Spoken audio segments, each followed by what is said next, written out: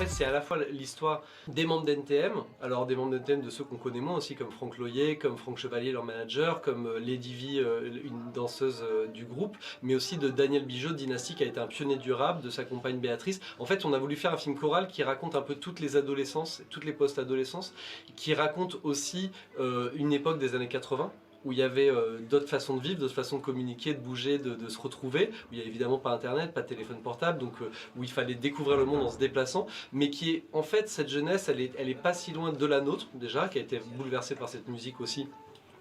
que ces gens ont fabriqué, ont inventé en France, et puis de la jeunesse d'aujourd'hui qui continue à vivre avec toutes ces questions sur qu'est-ce que je vais devenir, qui je suis, comment je peux inventer demain, à quoi j'ai le droit, de quoi j'ai le droit de rêver. Donc c'est un miroir tendu à toutes les jeunesses, voilà, cette série. Et avec humour, parce que c'était des gens très très marrants et vous allez le découvrir. Le rap déjà c'est numéro 1 en France, c'est la culture numéro 1 de la jeunesse et c'était la nôtre aussi puisque nous on était ados dans les années, milieu des années 90 et on a vraiment été percutés par cette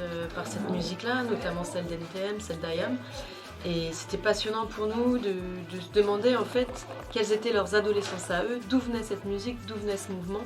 Et on trouvait hyper fort de faire une série, c'est-à-dire de prendre le temps de raconter l'histoire de ce mouvement. Parce qu'en fait là on parle de rap, mais en fait ça s'inscrit dans un mouvement qui est le hip-hop, qui a plein de disciplines, la danse, le graphe, avant d'être le rap. Et cette série elle raconte tout ça.